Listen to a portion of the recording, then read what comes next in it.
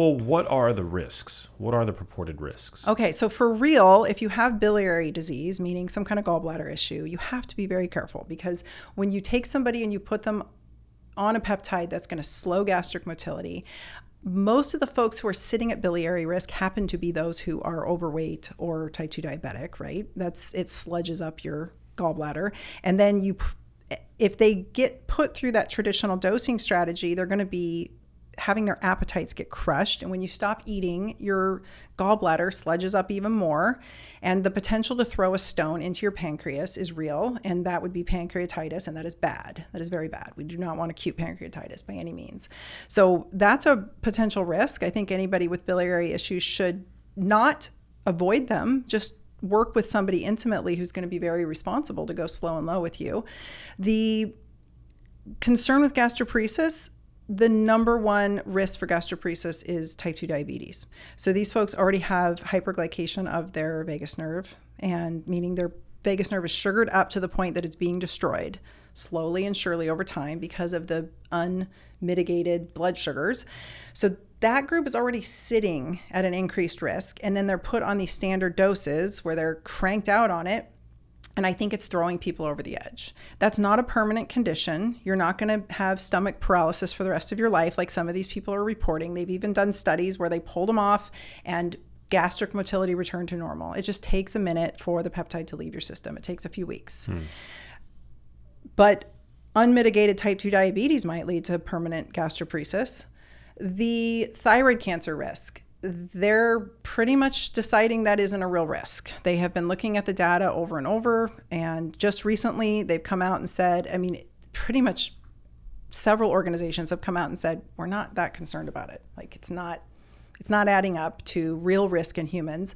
But in animals, in rats, they overdose them on super high doses of GLP-1s. These rodents, rats and mice, are prone to a type of thyroid cancer called medullary thyroid cancer. It's very rare in humans because we have different receptors on our thyroid gland. So these animals will spontaneously develop medullary thyroid cancer.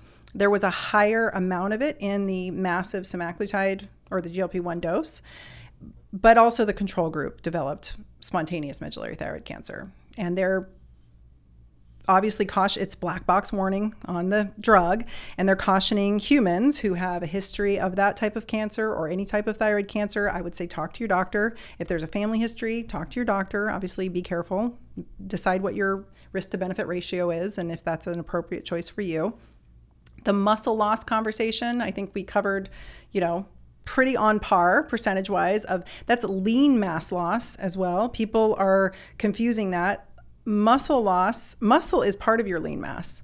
So of that lean mass loss, it looks like a big number, but that's not all muscle.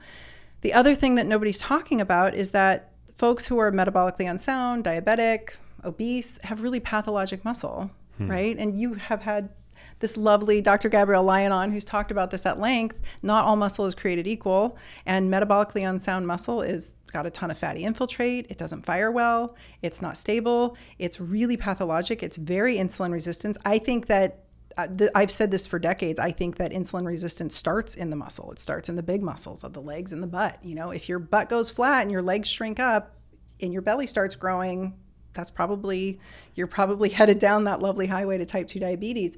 So these folks are put on super high doses. Who knows if they're being counseled on nutrition? Who knows if they're being counseled to protect their muscle through strength training, through prioritizing their protein macros? Probably not. I don't want to throw all doctors under the bus because I know there's good doctors doing good work.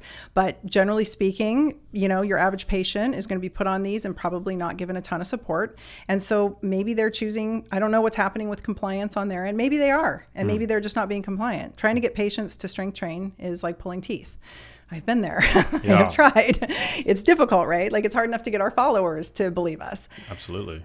So these folks are put on crazy high doses and they waste away because they're malnourished and they're potentially just eating less of the already malnourishing food that they were eating before, It's a big problem. I don't want to say the garbage, but a lot of folks are living, not even knowing, they're just kind of living off of a chemical shit storm. And so they just eat less of that and there's no nutrient density there. So that is not actually the peptide's fault. That's a dosing and management issue or a compliance issue. These peptides are regenerative to the muscle.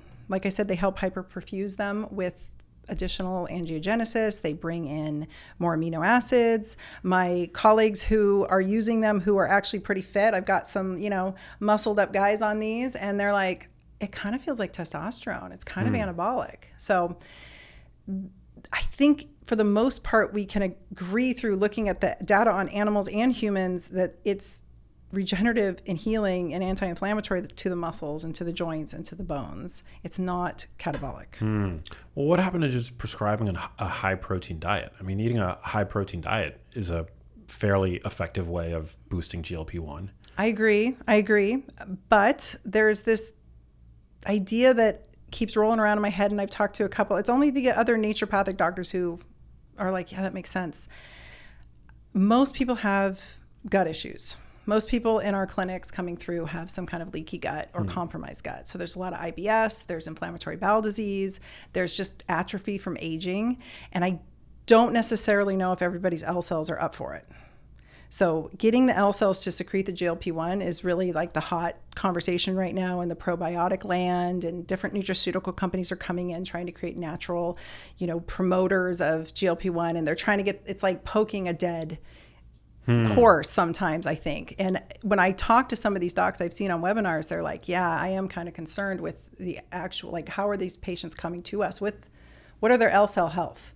Like, what's happening there? And then we're trying to promote it with berberine and high protein, and there's all different ways to try to stimulate them, but are they even working?